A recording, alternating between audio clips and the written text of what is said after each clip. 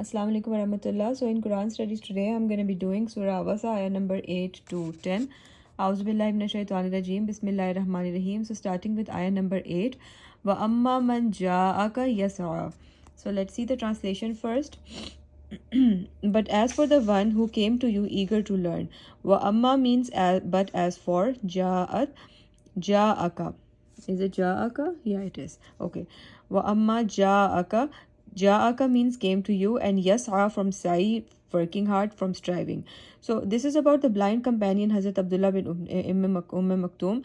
Since he could not see, so it was difficult for him to come to the Prophet sallallahu alaihi wasallam, but he did come because he wanted to learn. So it's way more difficult for a blind person to leave his house and then overcoming all the obstacles in the way. They can be different stones or branches or whatever kind of obstacles, but he might have gotten hurt while coming to the Prophet. So but he didn't care. He just he just worked really hard coming to the Prophet. So this has been what has been told in this ayah. Wa amma man ja'aka yasa, for the one who came like striving. It was not difficult, it was not easy for him to come. Wa huwa yakhsha, and being in awe of Allah. So Allah has told us in this surah that like it's kind of like telling us that he fears Allah. Hazrat Abdullah Maktoum, he fears Allah. So wahua means while he, yaksha means fear. So there are certain people who just show off that, oh, I fear Allah so much and this and that, and doing the things opposite of what Allah has told us to do.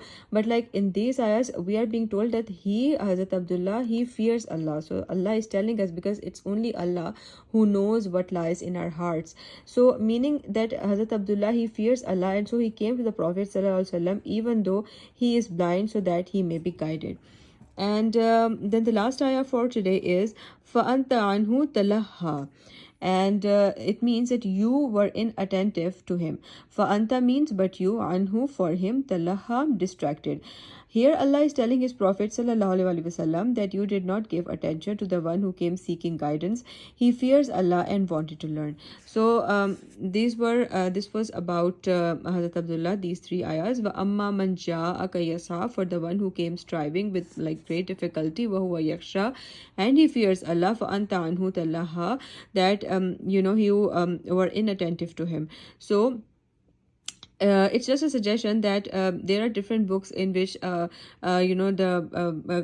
like stories about the companions of Rasulullah sallallahu alaihi wasallam has been written. So we should read about Hazrat Abdullah bin Maktoum, about which we are learning in this surah. So it just creates a curiosity to learn more and more about him.